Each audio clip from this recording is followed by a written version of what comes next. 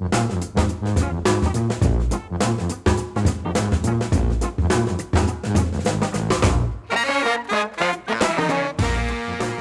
everyone, to What's Working. I'm Cam Marston, and I'm so thankful you're listening today because we've got a show that I think is going to pique your curiosity, make you proud of our city, make you proud of the people that populate our city, and as always, looking forward to good things. In front of me, I've got Hosea London. Hosea is the leader and the manager of the Excelsior Band. And also with me is John Ruzak. Did I pronounce that correctly, John? Ruzak. Ruzak. Rhymes I'm sorry. with music. Ruzak. I think we've done this before, in fact. Who is helping the Excelsior Band and the Ace Theater to become the home for the Excelsior Band. And we're going to get into that in great detail. There's a lot of exciting things going on here. We'll jump into it as we go along. Hosea, let's start with you. First, thank you very much for your time. Welcome to What's Working. Thank you for having me. Tell me a little bit about the Excelsior Band, your role in the band. It says here in this piece of information that I pulled down that it's a 143-year-old band. Yes. I tell you what, my friend, you don't look a day over 100. You're doing well. That's the music. Yeah, that's what music does to you? Yeah. Tell me about the Excelsior Band. Well, the Excelsior Band, we classify the band as a walk-in jazz band. Sometimes people think of it as a Mardi Gras band or a second-line band. We're neither one of those. We are a jazz band. We happen to play Mardi Gras music. We do second-line music. But basically, our market is jazz. So we do a lot of weddings and we do a lot of conventions. We work a lot with Visit Mobile, who bring people from all over the country. But our genre is generally jazz. The Excelsior Band is a band that does not have, and I don't know how familiar you are with bands, but we don't use a playlist. The Excelsior Band does not have a playlist. You know, when we get together, we really don't know what is going to be the next tune. That's my job, is to tell them, this is what we're going to play next. Their job is to know the music. Yeah. But there are no rehearsal times. We don't have rehearsals. We don't have a rehearsal place to rehearse. We have these musicians who come in, and it's a tradition, because the only way you can learn how to be in the Excelsior Band is you have to be in the band. There's nothing written. There's nothing I can write, nothing I can really tell anybody about how the Excelsior Band works. You have to be in the band to learn how to be in the band, because everything we learn is tradition. It has to be passed down from one person to another, and that's the way the Excelsior Band has always worked. What caused it to pull together 143 years ago? Do you recall that story? Well, it seems to be that a lot of these guys were Creole firemen, and they actually started at the Creole Firehouse, which is still on Dearborn Street. It's owned now by a private person, but it started that they were firemen. And from what I understand, Creole firemen they were the first volunteer fire department in Alabama. Mm-hmm. And they fought fires in the black neighborhoods. Mm-hmm. But when they were not fighting fires, then they would go upstairs and they would practice on their instruments. And one of them had his wife had a child, and they wanted to celebrate the birth of that child, and that's how they actually formed the Excelsior Band in 1883. Yeah, it's impressive. Now, if I wanted to be a member of the Excelsior Band, you said there's no rehearsal, there's no music that they have to learn. Mm-hmm. How do you get new members? How do you make sure they're capable? Well, number one, most of the musicians in Mobile I know. But they also have to be referred by somebody in the band. Most of these guys have already played in college. They played a college band, So when they come back to Mobile, they just want to continue playing. So I'm getting musicians who already pretty much know how to play, and they understand that discipline of being in a band. Yeah. Because with the Excelsior Band, it's not just a matter of being able to play, but it's a image. Yeah. That you have, because we play so many places, we play at so many people's houses. So a lot of people that I know can play an instrument that I won't have in the band. Yeah. If that makes sense. Yeah. They're not right for that. They're not right for the venue or something like that. The character is not Excelsior Band quality. Yeah. That's a nice way. So I want to ask you one more question, and then we're going to get into John in the Ace Theater, and we're going to tie all this together. It would seem to me that you're very busy around the Mardi Gras season. That's when I see you out the most, your band out the most. Yes. How many outside of Mardi Gras? Are you still as busy? Mardi Gras is actually our least busiest time. Get out. I never would have guessed that. Well, nobody really thinks that. Yeah. Because we're playing for so many private events. You know, we play for people who want us to come to their house. Yeah. This is Mobile.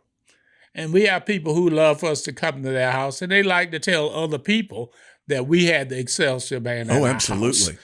So that is our least business time. All other time, like I said, we work with Visit Mobile, we work with the Chamber, we work with private people. You know, we play front porch parties. Yes. And we play back porch parties. Right. And we play in people den. We can go anywhere. We can play here.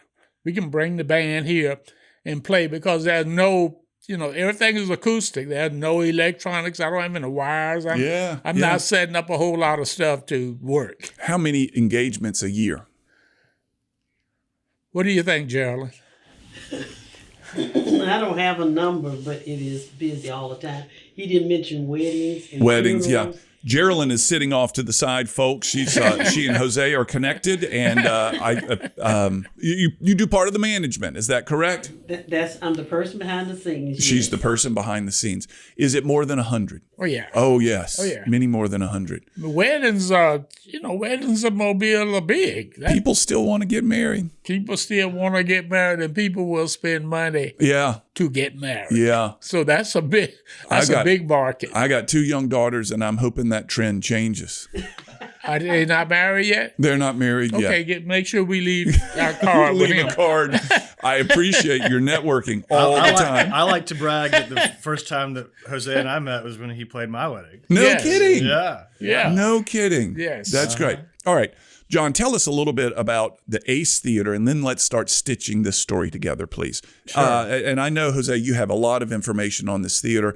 I want to get John's reason for being in this podcast started. Please go. Probably tell you a little more than you wanted to know, and you can cut out as you need. All right. The theater was built in 1943.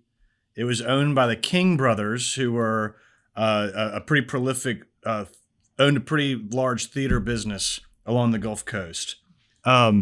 The Kings are still in town, and I've talked to some of their children and heirs there. But so the King brothers built the theater. It was a segregation-era theater, so it served all black audiences. And where is the theater? The theater is located at 503 Congress Street, so right at the foot of MLK Avenue, where MLK feeds into Congress. Got it. Please continue. So the theater was built in 1943. The Sanborn maps show that it had a projector on the second floor, and it seated about 300 people. We see that the theater was in business up until the late 60s, when the land traded to another family known as the Nelson family. After that, the theater closed. The Nelsons sold the property to another individual who owned it for about 30 years, where it sat vacant and really used as storage. Yeah. I noticed the theater when I was a young and green real estate guy back in 2015. I figured it was something significant, but I really didn't know much about it. I didn't know much about the neighborhood. And the more I discovered, the more I realized that something needed to be done here, but I did not know how to make the deal go. Yeah. I didn't know who was the user, how much would it cost to renovate, what was the value of the building, and how are we going to pay for it? What is the status of the interior of the theater now as you're talking renovation? It's really a shell. There's not a whole lot of original components left. Of course, the seating is gone. The roof has failed. So there's moisture coming into the envelope of the building. Yeah. You can still see the outline of an original roof that sort of had a stair-stepped or coffered roof. And then you still see the original cement floor that's sloped and has 2 aisles sort of etched into the floor, and then at the base of the building, you can see where there was a screen, sort of a stage area. Yeah. At the bottom. You also can find evidence of original steel casement windows. On the front of the building, you can see the original bathrooms and an original ticket booth. Yeah. Well, it's a lot of the bones are there, but they're brittle. Yep. And you guys are the plan is to come in and fix this thing, get it up to snuff. Yeah. Hosea, what will this theater become for you and for the Excelsior Band and the community once all this work is complete? It will become a central education performance spot, because we want people not to just, it's not just entertainment. We want people to be educated about jazz is basically what it is. But we also have some dance groups. We have some local dance groups that in the schools that people don't know about, because you're not going to the school to see them. Right. So we want to bring these things to the community, but it'll also allow the Excelsior Band to have a performance space along with the jazz studio, who are younger students who are being taught traditional jazz. Mm-hmm. Hopefully they'll go off somewhere and come back to Mobile and be in the Excelsior Band. So that is part of our mission. But also, as I pointed out, exhibits, because there are a lot of musicians that people don't know about. They know about the ones they hear about on TV, but basically there are a lot of musicians in Mobile. Some of them have been local, like Bob Schutz. I don't know if you ever heard of Bob Schutz. Okay. Well, Bob is basically buried behind the main library in that cemetery that you have to get permission, I guess, too. But other than that, he had a big band in Mobile. But other than that, when we go down to a couple of generations, nobody will know who he is. Yeah. With all the stuff he's done, nobody will know who he is. I want to talk about the history of Mobile music, because I'm aware of some of the names, not the significance of them, but I want to hold off on that. And maybe we'll get to that in a moment, because many of these people are somewhat heroes to me. We mentioned Fred Wesley, for example, before the microphone turned on. And if he were to walk through the door right now, I'd have to genuflect to the man because of the way he plays that trombone and what he did for. Absolutely. Anyway, here we go. We're talking about what I said we would not talk about until later. So the theater, if it gets completed the way you want it, would it be laid out the way John said, with the sloping floor, or do you see rooms in it? Do you see rehearsal rooms, or is it still one giant facility where people gather in the one central room? Well, the theater is one area. Yeah. Is one area. But I think there are some places adjacent to the theater that we are talking about using for possibly office space and classrooms, because what I would like to see is beginning instrumental programs that don't start in the 6th grade, that we can start people maybe in the 4th grade and make it more of a community, because I think there are a lot of people that would want their children to play instruments, but they may not be able to afford it. Yeah. Or sometimes I think 6th grade is kind of late to start doing it, because then you're getting ready to go into middle school. And I think if they started earlier, they would be more prepared by the time they got into 7th grade to do that. So it covers a lot of things other than just entertainment.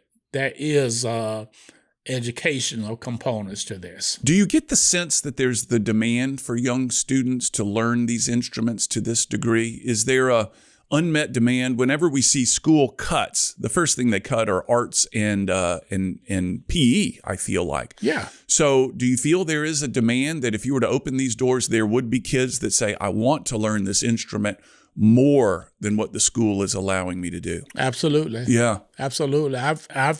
Because I've been in the schools, and I understand that schools and principals and band directors and superintendents, they have other things that they see as more of a priority than band and scheduling. Scheduling is important now, because everything now is about taking the test. We got to take this test. We got to pass this test. So the arts are not primary. It's not at the top of their agenda. And what we want to do with the theater is make that central point for not only musicians, but for dancers and for poetry and some other things that actually exemplifies the great art that actually is happening here in Mobile now. Yeah, yeah.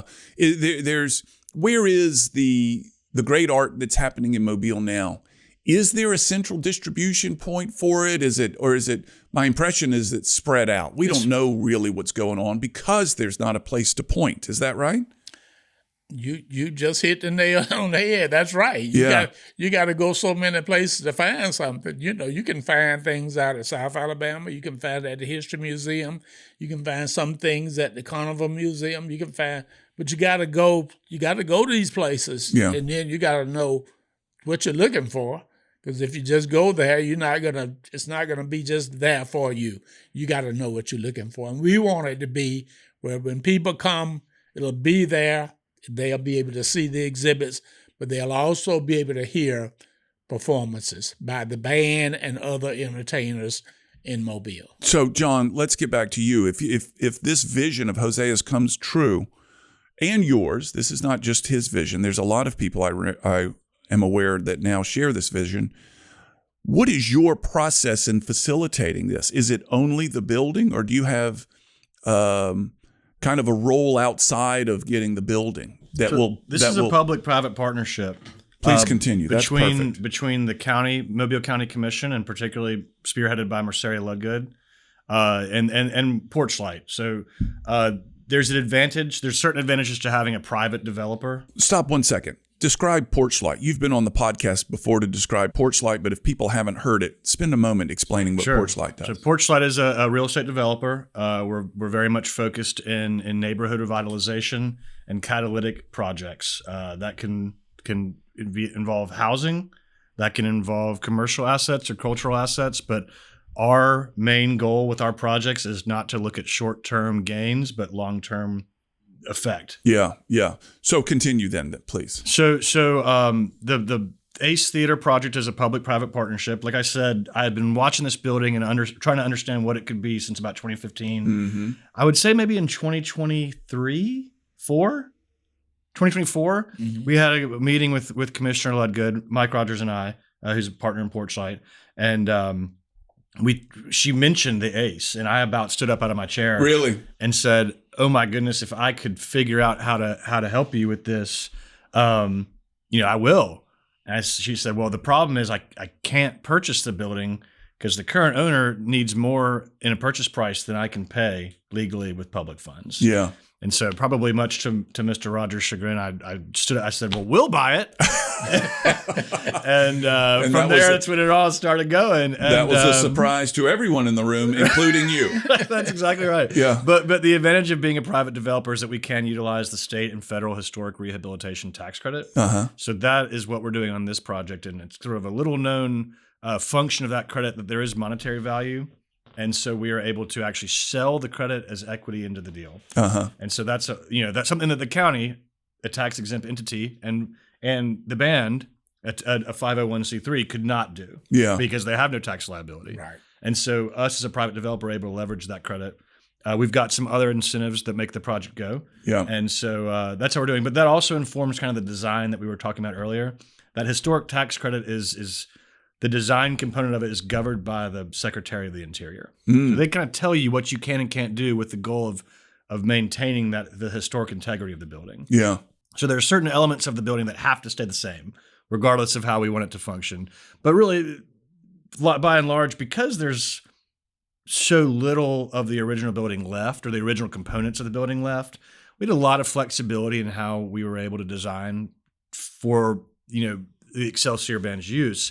One thing that we're adding that's a really unique way of designing is that on the front of the theater, when you enter, we're kind of creating a room within a room. It's very evident that it's not original, but that will allow some exhibition space. Mm-hmm. So it'll allow the Excelsior Band to really share the history that Hosea was just talking about the history of Mobile artists that are largely forgotten today. Yeah. But also share their own history. I mean, Hosea's we've laughed about it, that he's got a whole garage full of old stuff that nobody gets to see. And now we're going to, the Ace is going to give them the opportunity to share that information. Man, think about the number of people listening to this that have garages full of stuff that nobody gets to see. All I My need to do is father find would an old hear theater, this. Every huh? time I'm at my dad's house, he's like, come out here and take a look at some of this stuff. I'm like, oh, Dad. Tell him to call me. We'll find him an old building. That's right. That's right. He needs a historic tax credit for all the tools that he's collected That's right. over Yeah. 87, Yeah. 89 years of collecting tools. Yeah, my brothers and I are thinking, what are we going to do with all this stuff? We're looking for an arsonist, by the way. Just burn the place I'm down. collecting instruments. So yours I are can't instruments. I don't want to keep a lot of stuff at my house. Yeah, And because people donate instruments to the jazz studio. yeah, And I just had a guy to donate a tenor saxophone. So I took it to Andy's and they kind of looked at it. Everything was all right. But I just give it to a student because Yeah. I don't want a lot of stuff in my bedroom. yeah. And so that's kind of the way that works. Yeah. We don't want nothing else at our Sarah, house. Geraldine vigorously nodding over here. She agrees. Ready to get That's stuff out. Yeah, we can't do that. So give me a timeline. Where are we on this timeline? And what is, in a perfect case scenario, what's the completion date? When's the ribbon cutting? So we did close in the building earlier last week. Oh, congratulations. Or I guess earlier this week, I should say, on Monday, we officially purchased the building. So our current state is we're still negotiating with the county to kind of make sure that everyone understands how this deal starts and how it ends. We have been approved for both state and federal historic tax credits. Those are allocated. We're good there. So the next steps will be to close on a construction loan, reach our agreement with the county in terms of a lease and a project development agreement. And we expect probably 9 months to a year of construction timeline. That's not very long. No, it's not. Why am I surprised by that? I expected to hear 24 months. I don't know. Yeah, well, You guys are good at what you do. we could be way off in this. I think our hope is our goal right now is a late summer 2027 ribbon cutting. Yeah, yeah. And do you have what would you do, Hosea? A ribbon cutting day. What would you like to see? Oh, yeah. Well, the Excelsior Band would have to be there. Of course. To kind of welcome that. And probably the jazz studio, because these are the students that we spend a lot of time with to kind of usher them into the tradition. Yeah. You have to teach the tradition, of course, to younger people. But that's what I see. And I'm sure we'll have the city officials. This has to be a big deal. And I know John works for Porch Light, but John is he's like a permanent Excelsior person. Yeah. We're never going to turn him loose. Yeah. He may not know that, but we're never going to let him go. He's always going to be somewhere with the Excelsior Band. Needs to be close. Yes. That makes my day. That's the nicest thing anyone's ever said to me before. Absolutely. You're a band member. That's right. He didn't know it. Yeah. You're an incompetent, no talent, Oh, goodness. but a band member. Don't give me an instrument, but I'll That's march right. with you. That's right. I'm impressed and I'm envious of you. Congratulations. So it's an exciting thing to think that potentially, let's say 18 months, this is opening and operational. That's really very exciting for you. Where do you guys gather now, Hosea? Where does the Excelsior Band gather now? There is no place? No place. And you said you don't rehearse. No. Might this change that? Would this change that? Yeah. It could possibly change it, but it's, part of the tradition, part of the mystique Yeah. of the Excelsior Band is being able to come in and play without a lot of rehearsals. Right. Yeah. So that's a tradition that will probably continue. We could possibly use it to practice on some, special occasions or something like that. But we don't do anything on a regular basis. We don't practice on a regular basis. Yeah.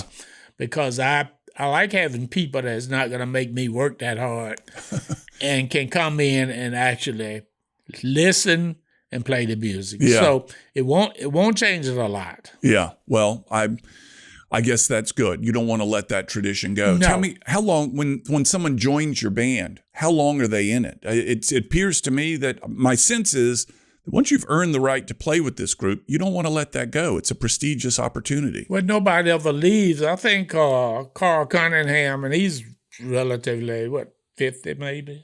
He's about 50. Yeah. But he's been in the band over 20 years. Really? I've been in the band 50 years. Yeah. People come in the band, they never leave the band because, when you leave the band, there's a good possibility that you would never get back in the band again. Yeah. So nobody ever leaves the band. These guys come and they stay, which also gives me a big advantage because I don't have to reteach a lot of stuff. I'm like, well, you've been here 20 years. Right. Right? You know what we're going to do.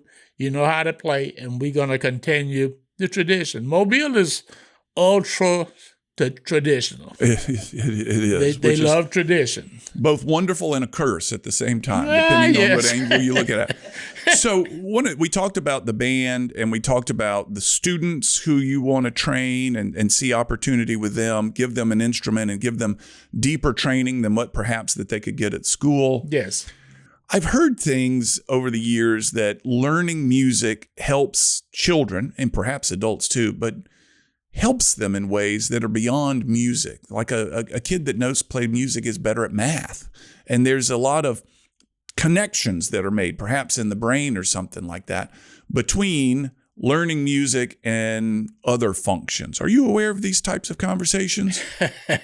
Fortunately, I am, right? So I don't need to do a study to tell you about this because we actually have the proof of students who, we had a student he was at Bayside Academy.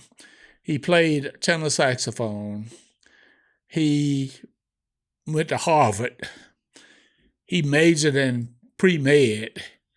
Now he's in London somewhere. And I mean, this is what happens. Music, what happens at another student.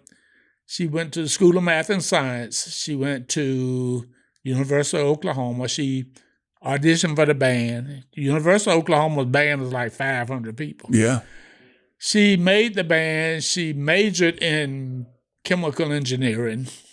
She went to the University of Minnesota, and she's now working on a PhD in chemistry. Yeah. So, this is, we are proof that our students, once they go through the jazz studio, there are no limits to the things they can do because they learn that it's a matter of just learning their discipline. Yeah. That this is what if you're going to play an instrument, these are the things you need to do. But it carries over. It carries over to anything else you want to do in life. So it's the discipline that makes these people successful, or is it some sort of brain synapse connection? I think it's the discipline. I think they know that if you're going to play this instrument, number one, you got to practice. Yeah. And I think that kind of applies to anything else that you want to do in life. You can do it, but at what expense are you willing to put in the work? Yeah.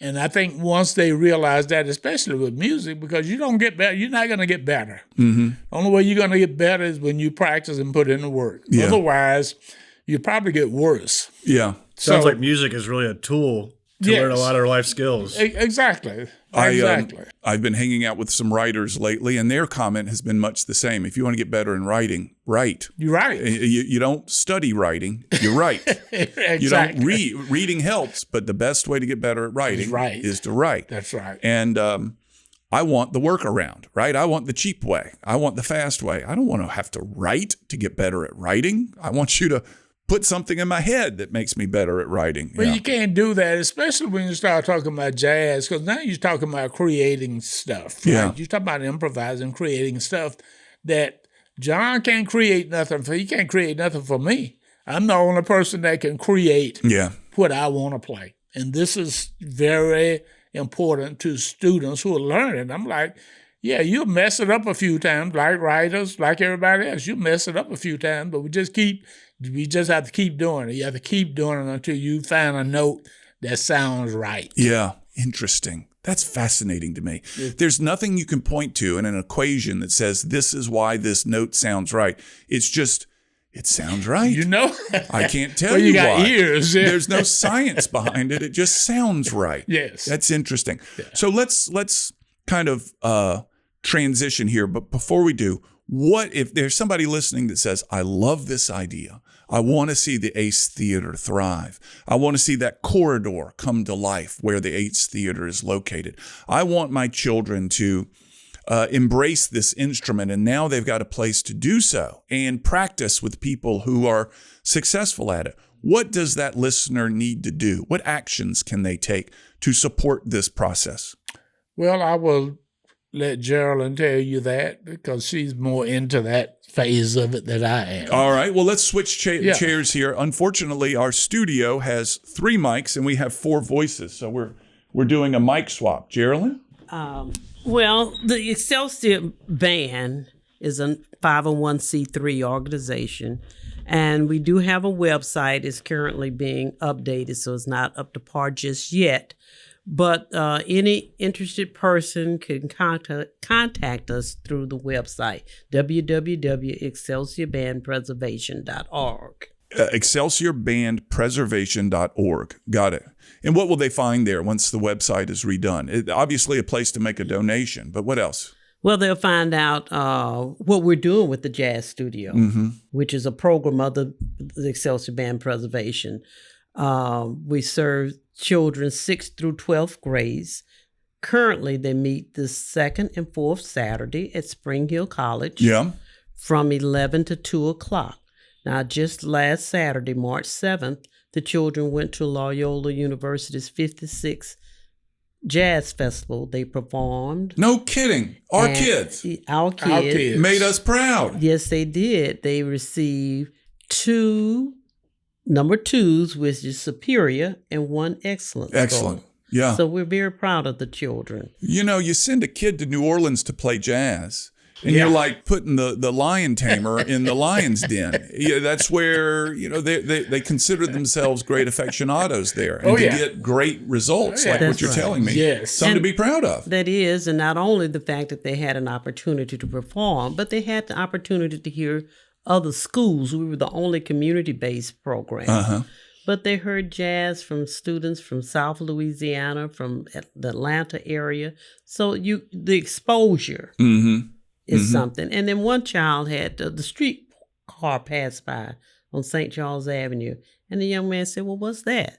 Another one said, it's a streetcar. Well, I've never seen that before. Yeah. So you don't think about what children don't know. So the exposure is just wonderful. That's great. Now on the 20th, I may not be answering your questions, but I've forgotten my question. but on the 26th of March, Thursday night, at Burnham Hall, they have annual music concert, and it will be from 5:30 to 7:30.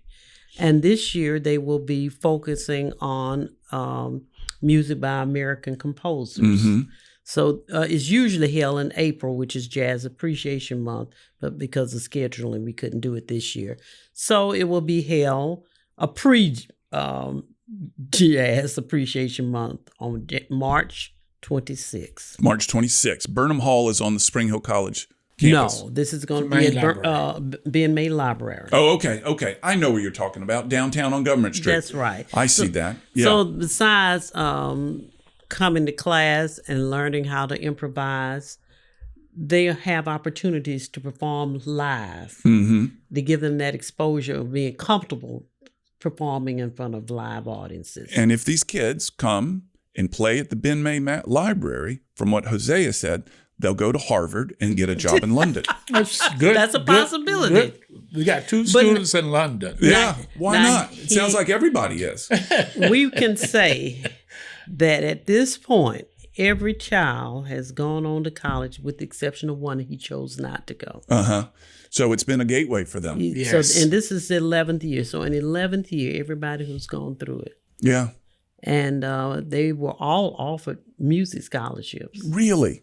And it makes me very proud of what you guys are doing. We're very proud of them and a lot of the work that the kids are doing and their parents, because it takes a lot to get them to practice and the class.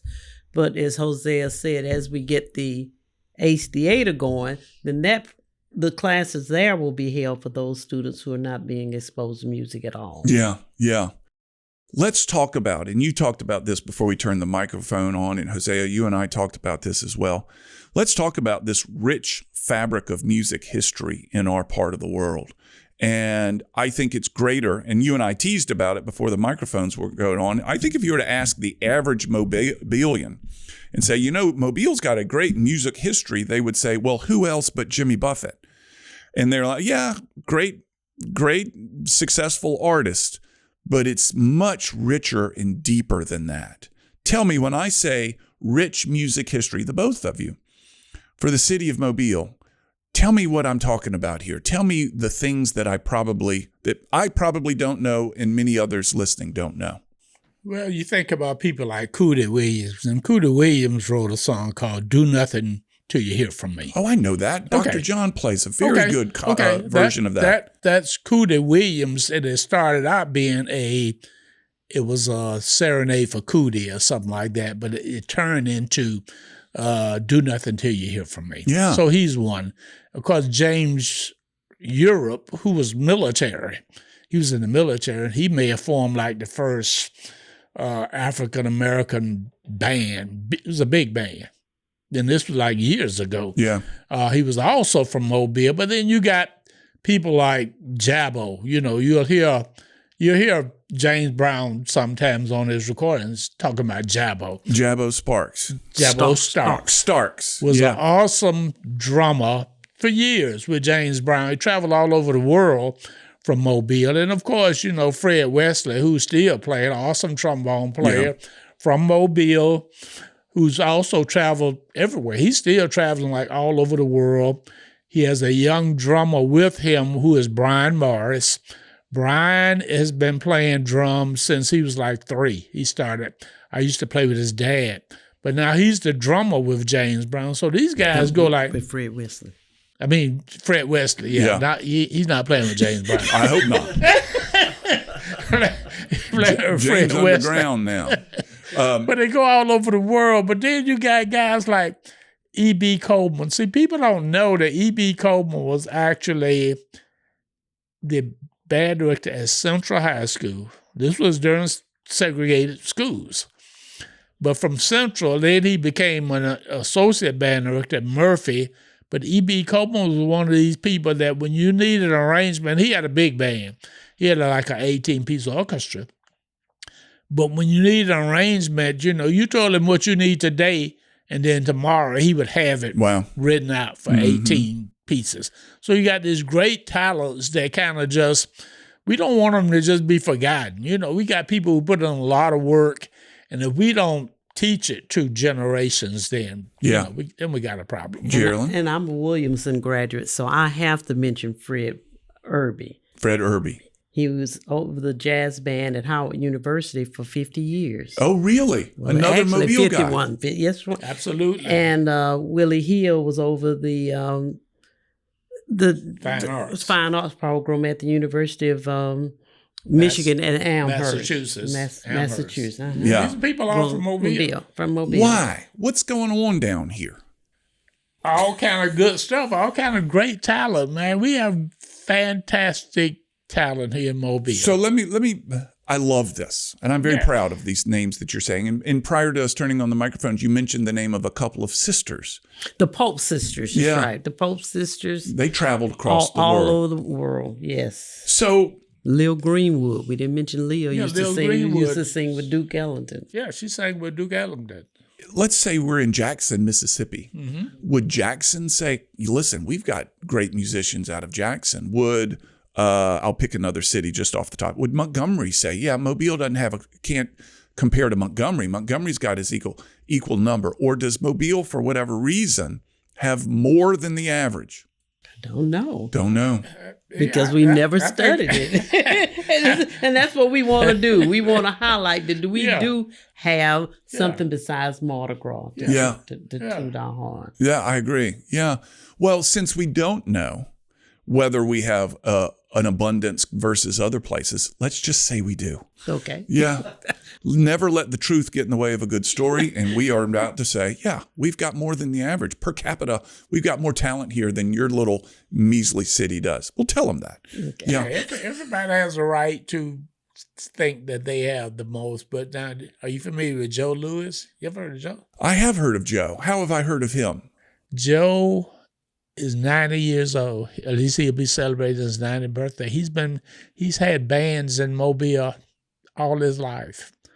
He plays saxophone and he's still playing. Yeah. So, you know, that's always your hope that, you know, as a musician, and I'm 90, that I can still hopefully play a trumpet. That's a big deal. So. I'll share this with you and then we'll wrap up. I was watching, this was several years ago. I think it was on Fat Tuesday, and I was at home and I had the local news channel on, and they were interviewing people that were watching the parades, and they would watch the floats go by, and some newscaster was doing this. I forget who it was. It's unimportant. But they pulled this man and said, this is the band leader or the music teacher for this high school in Mobile. And behind the band leader, standing there, obviously as a friend of the band leaders, somebody they knew, was Fred Wesley. And I'm going, that's Fred Wesley. That's Fred Wesley. Interview him. But the woman or the man, whoever it was that was interviewing, had no idea who he was. And I cried. I was like, that guy, Fred is the coolest guy in the world. I act like I know him. I don't, but I know his recordings. And he was with the JBs and all this and Maceo Parker. That's right. And so anyway, I remember and I reached out. I've asked him to be on this podcast before, and he says he's done. I spoke to his daughter. He's done with interviews. I'm like, Fred. I cried a little bit, but maybe someday. Maybe he can help you open the Ace Theater or perform there. I'm sure. We went to see him. He was in Pensacola. When was this? A couple of years ago? Yeah. Yeah. So we went over there to see him. Yeah. He's going to come to Mobile. Yeah. Soon. Is he? You know this, or are you manifesting this? We're working on it. I love it. I'd like to shake his hand. Yeah. Parting shots, last comments. What do we need to know?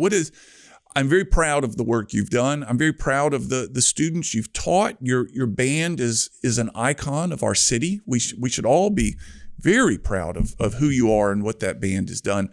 What's the thing you want listeners to take away? Hosea, I'll start with you. I want them to take away the fact that we have these exceptionally bright young people. Yeah. In Mobile, who they're only limited by the things that they've seen. So exposure is just, it's a big deal because they can't envision anything until they have to see it. They have to know that it exists. And once they know that it exists, then it just opens up great opportunities for them. We took a group to Muscle Shoals, and Muscle Shoals, it's like a music city. Yeah. But they didn't realize that, I can, I don't necessarily have to be a band director. I can write music. I can be an engineer. So you got all of these things. But our thing is that these students have to have somewhere that we can expose them to more than what they see locally. Yeah. And that's what I like to take away from this. Very good. Geraldine, mic's yours. Well, I like to say what the Excelsior Band Preservation's mission is first to preserve the history of the band, and the second to ensure its future. And the jazz studio is that vehicle that will hopefully feed into the Excelsior Band. Yeah, yeah. This is a treasure that we want to make sure that it keeps going. Yeah, I love it. So I'm going to get John in here to get his final comments of what the listener needs to take away. John? I think that I want this project to not only build up this really important cultural institution that we've got here, but we also want to show that we can leverage an asset that we've got in the Excelsior Band. At this point, the Excelsior Band is both being built up, but they're sort of serving a purpose beyond what they normally do, which is to bring life back to a neighborhood, bring life back to a building, and help tell a story to a new generation that our communities are not disintegrating, that people like the Londons and institutions like the Excelsior Band are going to bring life back to our city, bring life to places that have sort of been in the dark for a few years. Yeah. And Geraldine told us how people could get involved through the Excelsior website. Is there something that you can offer people? Is there ways for them to want to support the effort that Porch Light is doing? I think that the best way for people to support this project is just to support the band. Perfect. Support what the cost that they're going to incur by increasing their footprint, increasing their mission, but also support them as a friend.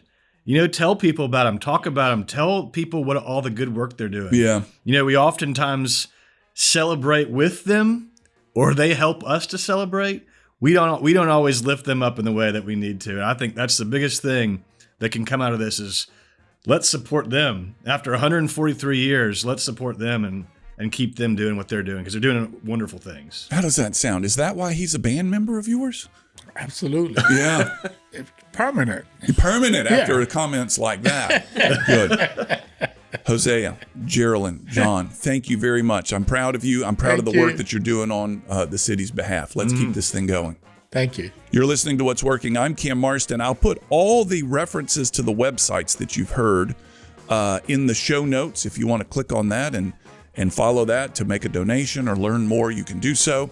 We'll have another What's Working episode in due time. Thanks for listening.